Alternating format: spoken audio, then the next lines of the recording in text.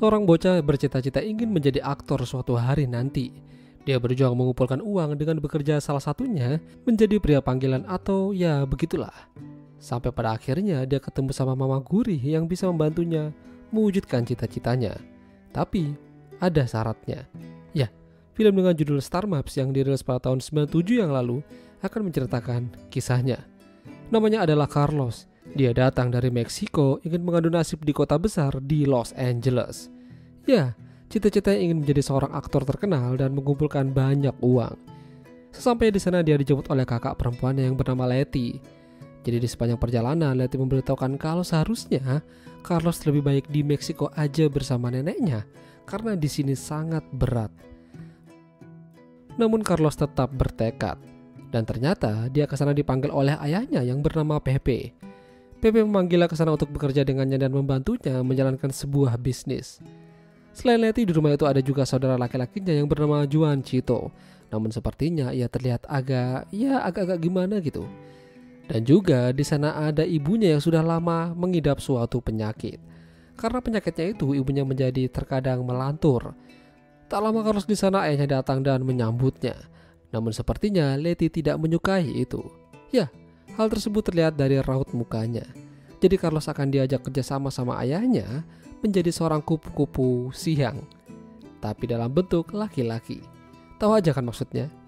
Carlos juga mengatakan kalau dia ingin menjadi aktor suatu hari nanti, tapi yang ada dia malah ditertawakan. Pepe tidak yakin kalau anaknya itu akan menjadi orang yang besar. Hingga keesokan harinya, Carlos diajak Pepe dan beberapa anak buahnya mulai bekerja.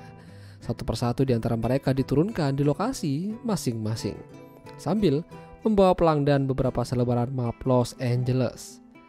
Selang beberapa jam kemudian, Carlos didatangi oleh seorang wanita yang mengajaknya ke suatu tempat. Wanita itu bernama Maria. Dia adalah utusan Pepe sekaligus selingkuhannya. Carlos diajak ke tempatnya dan diajarkan cara menerima customer, termasuk bagaimana caranya enak-enak yang benar. Asli dah, menang banyak ini bocah. Dan ya, Carlos belajar dengan sangat baik. Dalam sehari aja dia bisa mendapatkan banyak customer, pria maupun wanita. Gila nggak tuh? Sampai suatu ketika Carlos didatangi oleh seorang wanita lagi bernama Jennifer. Dan sepertinya dia orang tajir. Dengan mobil mewahnya Jennifer mengajak Carlos ke rumah. Ya, sudah pasti mau begituan.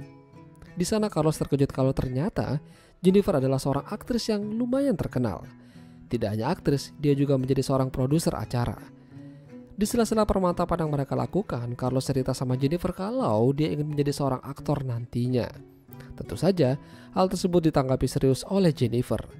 Bahkan, dia menawarkan Carlos untuk menjadi pemeran pembantu dalam sebuah acara yang ia buat.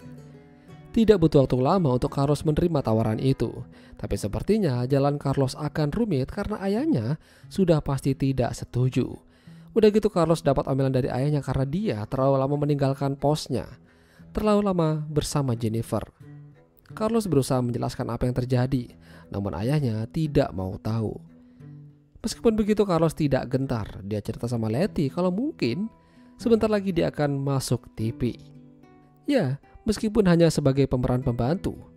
Dia juga cerita sama ibunya dia akan menghasilkan banyak uang dan akan memenuhi kebutuhan keluarga. Selain menjadi seorang aktris dan produser, Jennifer juga menjadi ibu rumah tangga. Punya pembantu yang cantik, anak yang ganteng, dan seorang suami yang sayang padanya.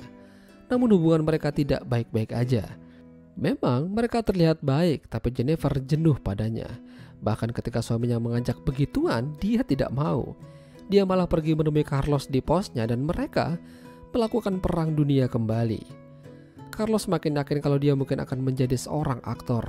Dia cerita sama teman-teman seperjuangannya, namun malah jadi bahan tertawaan. Mereka tidak yakin kalau Carlos akan menjadi aktor. Uang aja tidak punya, apalagi kenalan. Semenjak kenal dengan Jennifer dan tawaran yang diberikan padanya, Carlos semakin tidak mau menerima customer yang lain. Kala itu Jennifer mengajaknya pergi ke studio untuk melihat-lihat dan perkenalan. Sekalian memberikan skrip yang nantinya akan diperankan oleh Carlos. Tapi ya ujung-ujungnya mereka begituan lagi saat semua kru sudah pulang. Tapi ternyata di sana masih ada suami Jennifer yang kebetulan baru mau pulang. Dia melihat Jennifer bersama Carlos. Untungnya mereka sudah selesai. Jika tidak, bisa panjang masalahnya. Carlos diperkenalkan Jennifer dan dia sangat welcome padanya.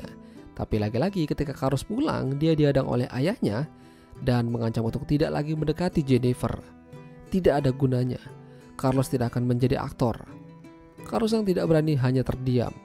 Jadi keesokan harinya, Pepe memerintahkan Maria untuk mengajak Carlos pergi ke rumah customer yang ingin menyaksikan pertunjukan mereka. Tahu aja kan maksudnya?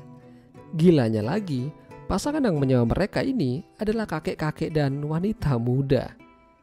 Di sela-sela itu Maria meminta maaf pada Carlos. Dia melakukan ini demi kebaikannya dan ayahnya. Dia juga menyinggung soal ibunya yang telah tiada. Tentu saja Carlos terkejut. Ibunya masih ada dan dalam perawatan. Siapa yang bilang ibunya tiada? Ya, tentu saja Pepe. Maria lantas terkejut ternyata Pepe berbohong padanya kalau istrinya telah tiada. Dengan begitu mereka akan melangsungkan pernikahan. Maria yang naik pitam lantas mendatangi Pepe dan memberikan tamparan keras padanya. Namun apa yang terjadi sungguh mengerikan. Pepe membalasnya dengan memberikan bogem bertubi-tubi pada tubuh Maria. Beruntung pemilik kafe menghentikan aksi brutal Pepe. Karena kejadian itu, Maria harus pergi ke rumah sakit untuk diobati ditemani oleh Carlos. Maria meminta Carlos meninggalkannya sendirian. Namun Carlos tidak tega. Maria sadar kalau memang Pepe bukanlah pria yang baik dan Carlos diminta untuk berhati-hati padanya. Apa yang terjadi di keluarga Carlos memang memprihatinkan. Ibunya meminta Letty dan Carlos untuk pergi jauh-jauh dari rumah ini, terutama dengan ayah mereka. Mumpung masih ada kesempatan. Tapi mereka tidak bisa melakukan itu mengingat kondisi ibunya yang tidak stabil. Udah gitu esok harinya, Carlos juga akan melakukan syuting pertama kali. Dia meminta doa restu pada Letty supaya berjalan dengan lancar. Namun sampai di sana, hal mengejutkan terjadi. Katanya Carlos digantikan oleh orang lain karena keputusan sang direktur baru. Carlos akhirnya marah-marah, tidak terima. Sampai akhirnya Jennifer datang dan membantunya. Carlos akhirnya dikembalikan dalam perannya, namun dia harus berbagi dengan pemeran lain yang ternyata adalah ayahnya sendiri. Amarah Carlos yang tadinya mereda kembali membara. Dia akhirnya bergelut sama ayahnya. Beruntung Carlos menghentikan aksinya karena teringat masa-masa kecil dulu dengannya. Ya, meskipun ayahnya adalah orang yang menyebalkan baginya, tapi dia tetaplah ayahnya. Orang yang ikut membesarkan dirinya dari kecil hingga sekarang. Kemudian Carlos tidak hanya sampai di situ. Ibunya di rumah ternyata juga mengembuskan nafas terakhirnya karena overdosis. Dia sendiri yang menginginkan itu. Mungkin tidak ingin menjadi beban bagi anak-anaknya. Carlos gagal menjadi aktor dan harus memulai kehidupannya dari nol lagi. Tapi yakinlah, kalau kesempatan kedua itu pasti ada. Yang penting, jangan pantang menyerah. Itulah tadi alur cerita film Star Maps. Jika kalian suka dengan video ini, jangan lupa untuk tinggalkan like. Sampai jumpa dan selamat menjalankan ibadah puasa.